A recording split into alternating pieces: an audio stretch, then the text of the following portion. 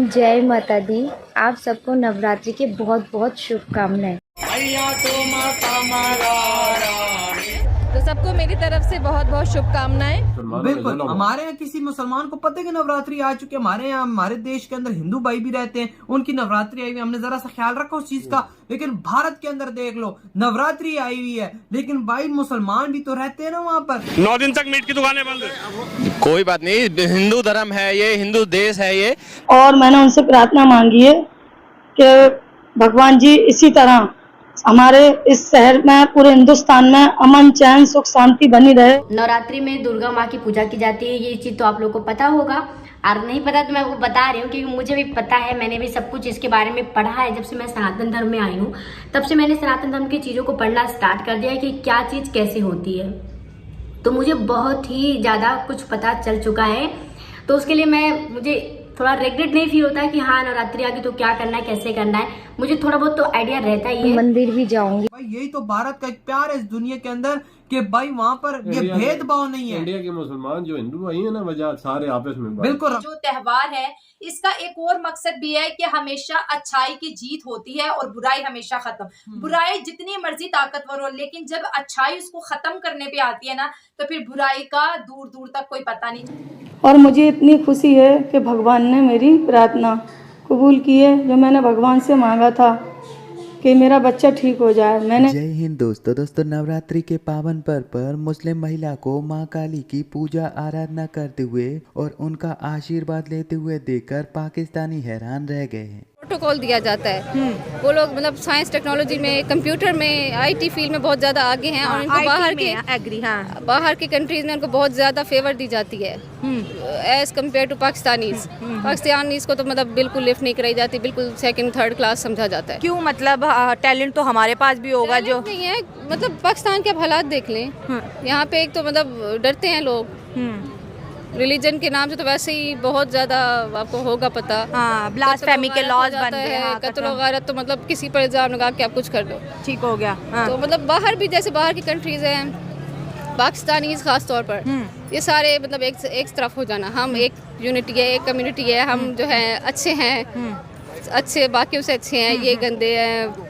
मतलब जैसे होता है पोर्क यूज करते हैं कि हिंदुइज्म मुस्लिम कंट्रीज में इस वजह से बढ़ रहा है कि वहाँ पे जो भारतीय है वो यूनिटी में रह रहे हैं, या उनका कल्चर प्रमोट हो रहा है, या डाइवर्सिटी है, क्या लग रहा है आपको? इंडियन स्पेशली वो जाते हैं, उनके साथ मिक्सअप हो जाते हैं। उनमें ये नहीं होता कि हम अलग कम्युनिटी अलग है और हम किसी भी कंट्री में जाते हैं तो इंडियन मिक्स हो जाते हैं, मतलब एक्सेप्ट करते हैं, पसंद करते हैं, सेम लेवल पर आ जाते हैं। ठीक है। जबकि हमारे कंट्री हर जगह हम मुस्लिम हैं, हम अच्छे हैं, हम अलग रहेंगे, हम इन गंदे लोगों से दूर, हम जन्नती हैं। दरअसल आज के समय नवरात्रि का पावन पर्व चल रहा है। लोग मां दुर्गा की भक्ति में लीन हैं, उनकी पूजा आराधना कर रहे हैं और उनका आशीर्वाद प्राप्त कर रहे हैं। और बिल्कुल ऐसे समय पर ही इंटरनेट पर कुछ ऐसी वीडियो सामने निकल कर आई हैं जो कि वास्तव में बहुत ही ज्यादा अद्भुत और अनोखी हैं और जो कि हमारे सनातन धर्म की महानता को पूरी दुनिया को विस्तार से बतलाती है। इंटरनेट पर वायरल होने वाली इन वीडियो में हमें यह साफ साफ देखने को मिल रहा है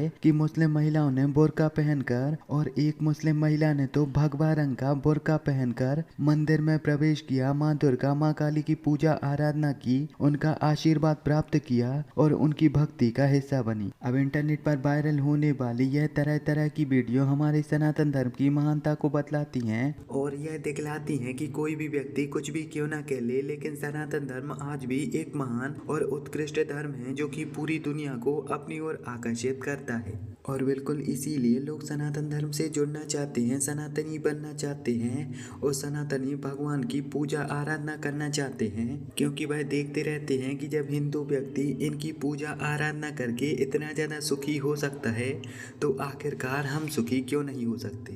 थी क्योंकि हम लोग को, जैसे हम लोग सुना हुआ है, हम लोगों ने काली माता के बारे में सुना हुआ है या फिर शेरावाली माँ के बारे में सुना हुआ है, माँ लक्ष्मी के बारे में सुना हुआ है। हाँ, तो ये हम लोग एक्सपेक्ट कर रहे थे कि शायद ये भी हम लोगों को बीच में कहीं पर सुनने को मिलेगा, लेकिन ऐसा कुछ नहीं था।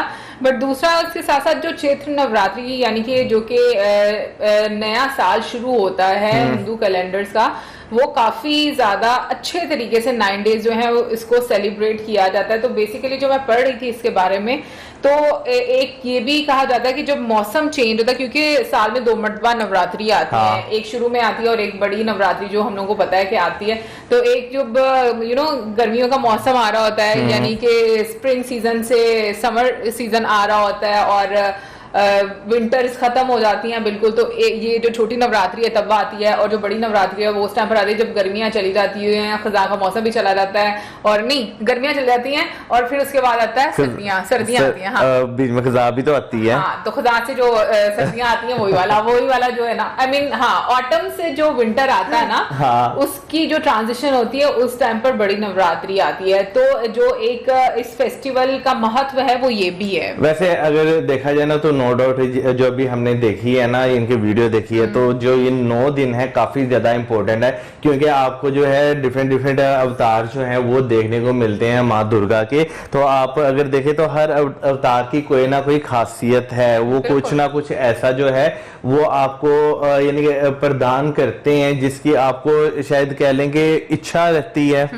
लेकिन मुझे ऐसा लगता है कि ये जो हम लोगों ने 9 इनकारनेशंस देखे हैं ना, मुझे ऐसा लगता है कि जैसे वीडियोस हम देखते हैं उसमें बहुत ही छोटी छोटी डिटेल्स दी जाती हैं, लेकिन अगर प्रॉपरली समझना हो तो आपको बहुत डिटेल में पढ़ना पड़ेगा, फिर आपको चीजें समझ में आएंगी, क्योंकि ये इतना आसान नहीं होता चीजों को समझना।